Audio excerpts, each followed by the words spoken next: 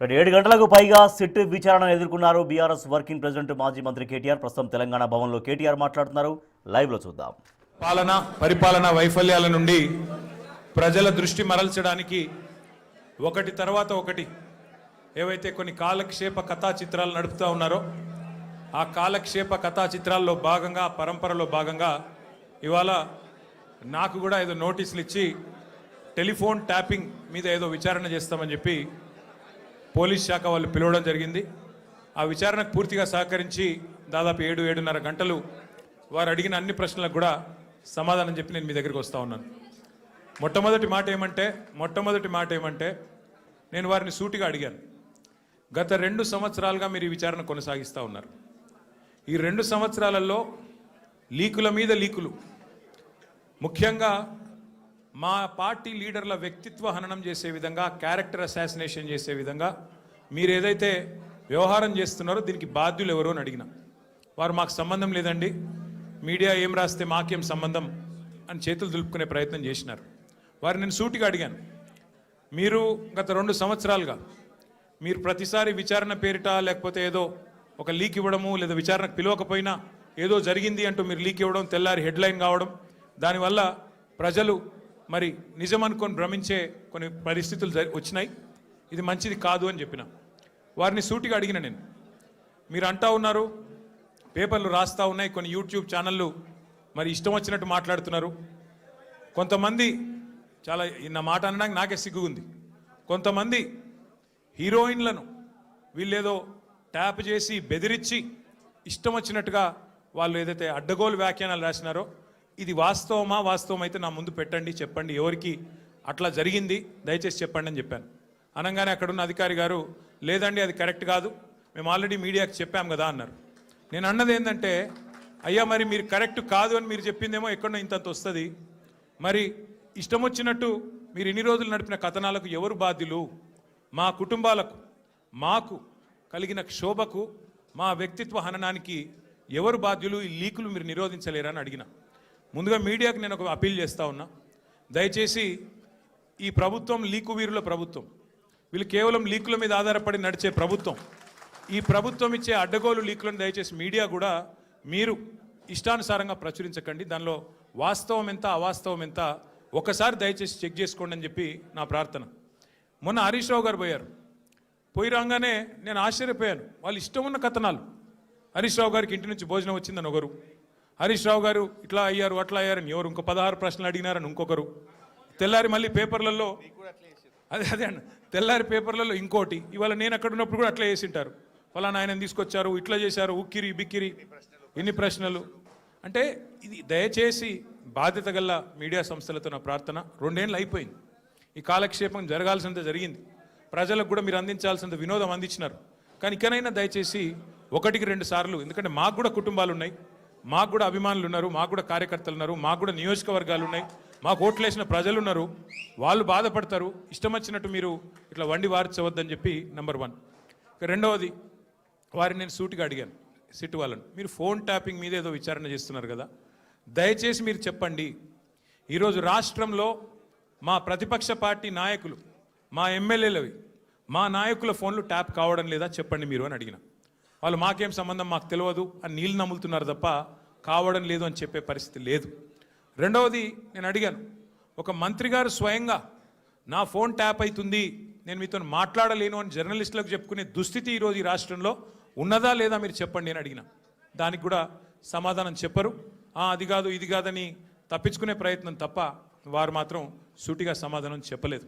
కానీ ఒక ధారావాహికగా మాదిరిగా ఏదైతే నడుపుతున్నారో, ఒక సీరియల్ లాగా ఏదైతే నడుపుతున్నారో అదే పరంపరలో అడిగిన ప్రశ్ననే అడుగుడు, మళ్ళీ అడుగుడు, ఒక 300 పేర్లు చదువుడు, ఈయన తెలుసా ఫలానా ఆయన తెలుసా, దాంతోనే 2-3 గంటలు టైంపాస్ చేసుడు తప్ప అక్కడ విషయం ఏమీ లేదు.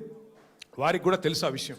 అందుకే నేను మళ్ళొక్కసారి ప్రజలకు, మా సోదరులకు, మా పార్టీ సోదరులకు, మా మీడియా మిత్రులకు కూడా విజ్ఞప్తి చేస్తున్నా, మేము ఒక పార్టీగా, బాధ్యత గల ప్రతిపక్ష పార్టీగా ఏ విచారణకు పిలిచినా మేము సహకరించడానికి సిద్ధంగా ఉన్నాం.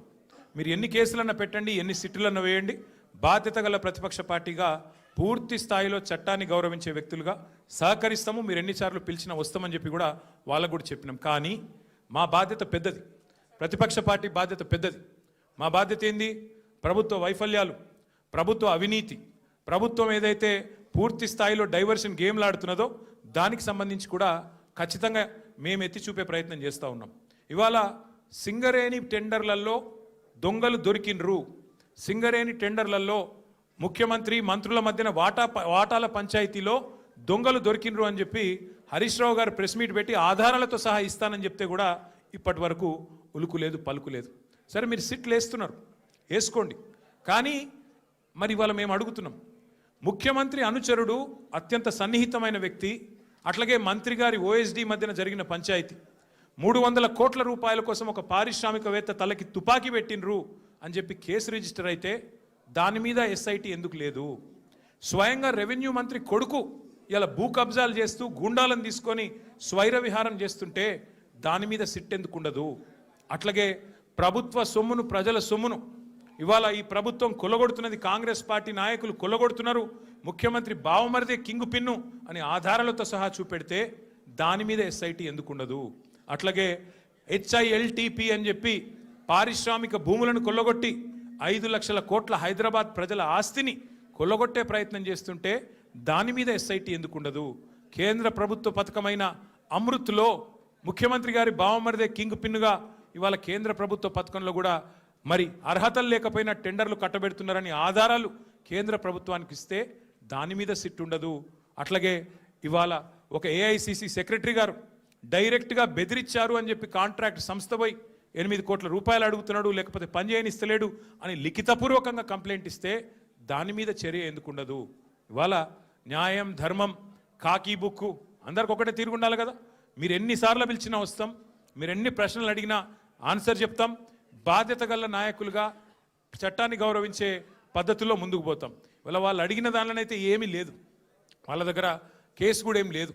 ఏదో ఇష్టం వచ్చినట్టుగా ప్రశ్నలు అడిగిందే అడగడం, తిప్పి తిప్పి అడగడం ఒక రకమైన హరాస్మెంట్ తప్ప ఏమి కూడా లేదు. వాళ్ళు చేయగలిగింది కూడా ఏం లేదు. I appeal to all my friends in the media as well, please, for the last 2 years the government has been indulging in massive attention diversion.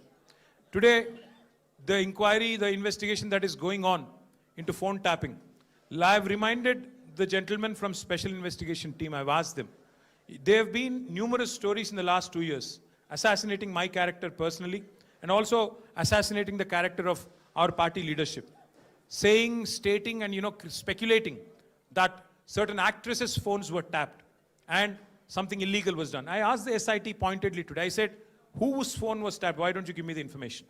Which is this actor who has complained to you, or the information that you have, why don't you produce it? Then the ACP there says, no, we've already clarified, no such thing has happened. But enough damage has been done to me, to my party leadership, to my family, to all the constituents of my constituency. So I appeal to the media, please treat everything that the government throws at you, every leak that is given to you, with a pinch of salt. Please corroborate, please verify, please check the facts and only then publish. I also appeal to the media, for the last 2 years, this government's incompetence, their failures, their corruption is being exposed by BRS leadership day in, day out. Be it Amrut scam where Chief Minister's brother-in-law was the kingpin, or be it coal scam in Singareni where again the same gentleman is the kingpin. Let us focus on real issues. Let us focus on the failures of Congress party and Congress government. They had made 420 promises to the people of Telangana by which they got into power. Today, they have been a disaster. Their government has been a disaster. Revenues are slipping. Telangana is falling under the weight of the corruption of the Congress government. So my humble appeal to the media also is to please focus on delivery of 6 guarantees. Please focus on the misery in this administration. Please focus on the corruption in this administration. Please focus on real people issues, not these fabricated stories and manufactured stories, cooked up stories, so to speak. So my humble request to all of you, మళ్ళొకసారి మీ అందరితో నా ప్రార్థన, దయచేసి రేపు మళ్ళీ రాస్తారు. మన హరీష్ రావు గారు పోయినప్పుడు ఎట్లయితే ఇది అది అది ఇది అని వడ్డించి కొత్త లీకులు రాస్తారో వాటిని విశ్వసించకండి. కావాల్సుకొని లేని ఉన్నట్టు, ఉన్నాయి లేనట్టు ఏవేవో కథనాలు వడ్డించి రాస్తారు రేపు. దయచేసి అది కూడా సెలెక్టివ్గా రాస్తారు. కొన్ని మీడియా సంస్థలకే ఇస్తారు, ఎవరికి ఇవ్వాలో వాళ్ళకే ఇస్తారు, వాళ్ళ అస్మదీయులకే ఇస్తారు. కాబట్టి జాగ్రత్తగా దయచేసి మన వాళ్ళు కూడా ఎవరైనా సరే వీళ్ళు రాసే కథనాలు, వీళ్ళు పెట్టే స్టోరీలు ఈ cooked up stories cock and bull stories నమ్మవద్దు. మనం చట్టాన్ని గౌరవించే పౌరులుగా ఎన్ని కేసులు పెట్టినా ఎదుర్కొందాం. కానీ ఈ ప్రభుత్వాన్ని వారి వైఫల్యాలని ప్రజాక్షేత్రంలోనే చీల్చి చెండాడదామని చెప్పి మళ్ళొకసారి విజ్ఞప్తి చేస్తూ ఈరోజు సంఘీభావం తెలిపిన ప్రతి ఒక్కరికి ధన్యవాదాలు.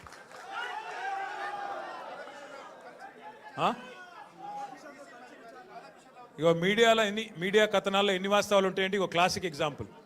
ఆయన ఎవరినో కూర్చోబెట్టి నాతో కలిపి విచారించినట్టు. ఆయన ఎవరు రాని కూడా రాలేదు, మీరు చెప్పేట ఆయన ఆడ లేని కూడా లేడు, ఎవరిని కూర్చోబెట్టలే.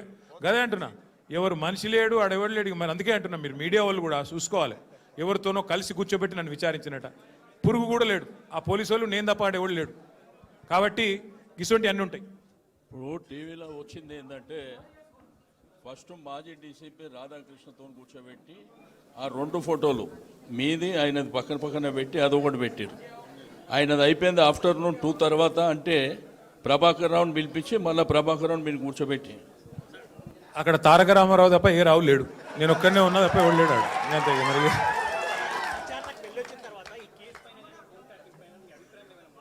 మా అభిప్రాయంలో మార్పు వచ్చింది. మార్పు ఏంటంటే ఇవాళ మంత్రుల ఫోన్లు ట్యాప్ అవుతున్నాయి, మా ఫోన్లు ట్యాప్ అవుతున్నాయి పక్కా అని చెప్పి నిజమని తెలిపోయింది అంతే. ఇక మరి సాక్షిగా పిలిచినరా ఈనాడుగా పిలిచిరా నాకైతే తెలియదు. కానీ కాదు సోదరా, వాళ్ళు ఏమేమో అడిగిందే అడుగుడు తప్ప ఏం లేదు, విషయం ఏం లేదు. అడిగిందే అడుగుడు. ఏదో మ్యానుఫ్యాక్చర్డ్ ఒక స్టోరీ మ్యానుఫ్యాక్చర్ చేసి దాన్ని కష్టపడి నిజమని వాళ్ళు ప్రజల్ని భ్రమింపజేసే ప్రయత్నంలో, వాళ్ళ వైఫల్యాల నుంచి ప్రజల దృష్టి మరల్చే ప్రయత్నంలో చాలా బలంగా పోలీసు వ్యవస్థ రేవంత్ రెడ్డి గారిని కాపాడే ప్రయత్నం చేస్తుంది. భయపడేటోళ్ళమైతే టైం అడుగుతుంటాం కదా, భయపడేటోళ్ళమైతే మేము రాము అంటుంటిమి, భయపడేటోళ్ళమైతే కోర్టుకు పోతుంటిమి. నేను సిరిసిల్లలో ఉన్నా, నిన్న విచారణకు ఆదేశించారు 4:30కి. రాత్రికి వచ్చేసిన, రాత్రికి బయలుదేరి వచ్చేసిన. హరీష్ రావు గారు మన సిద్దిపేటలో ఉన్నారు, రాత్రి 10కి ఇస్తే కూడా తెల్లారి వచ్చినాము. మాకు భయం ఉంటే ఎందుకు వస్తాము? Simple logic. ఎనీవే మళ్ళొకసారి అందరికీ థ్యాంక్ యూ.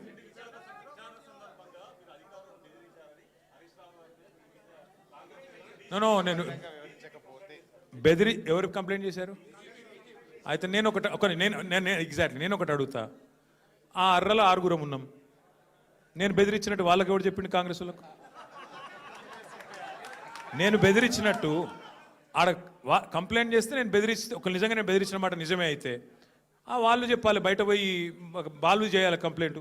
కాంగ్రెస్ వాళ్ళకి ఎవరు తెలిసింది? ఎట్లా తెలిసింది? అంటే ఎంత లోపభూయిష్టంగా, ఎంత లీకుల ఆధారంగా, ఎంత కలిసికట్టుగా ఈ వ్యవహారం జరుగుతుందో, ఎంత పేకల మేడలాగా ఈ వ్యవహారం కుప్పగొల్లబోతుందో దాన్ని బట్టి మీకు అర్థం కావాలి. మళ్ళీ పిలుస్తా అన్నారు, మళ్ళీ వస్తా అని చెప్పిన. Thank you.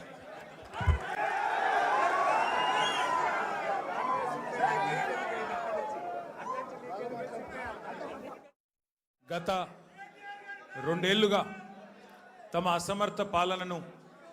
అసమర్థ పరిపాలన వైఫల్యాల నుండి ప్రజల దృష్టి మరల్చడానికి ఒకటి తర్వాత ఒకటి ఏవైతే కొన్ని కాలక్షేప కథా చిత్రాలు నడుపుతూ ఉన్నారో, ఆ కాలక్షేప కథా చిత్రాల్లో భాగంగా, పరంపరలో భాగంగా ఇవాళ నాకు కూడా ఏదో నోటీసులు ఇచ్చి టెలిఫోన్ ట్యాపింగ్ మీద ఏదో విచారణ చేస్తామని చెప్పి పోలీస్ శాఖ వాళ్ళు పిలవడం జరిగింది. ఆ విచారణకు పూర్తిగా సహకరించి దాదాపు 7-7:30 గంటలు వారు అడిగిన అన్ని ప్రశ్నలకు కూడా సమాధానం చెప్పి నేను మీ దగ్గరికి వస్తూ ఉన్నాను. మొట్టమొదటి మాట ఏమంటే నేను వారిని సూటిగా అడిగాను. గత 2 సంవత్సరాలుగా మీరు ఈ విచారణ కొనసాగిస్తూ ఉన్నారు. ఈ 2 సంవత్సరాలలో లీకుల మీద లీకులు, ముఖ్యంగా మా పార్టీ లీడర్ల వ్యక్తిత్వ హననం చేసే విధంగా, క్యారెక్టర్ అసాసినేషన్ చేసే విధంగా మీరు ఏదైతే వ్యవహారం చేస్తున్నారో దీనికి బాధ్యులు ఎవరో అని అడిగిన. వారు మాకు సంబంధం లేదండి, మీడియా ఏం రాస్తే మాకేం సంబంధం అని చేతులు దులుపుకునే ప్రయత్నం చేసినారు.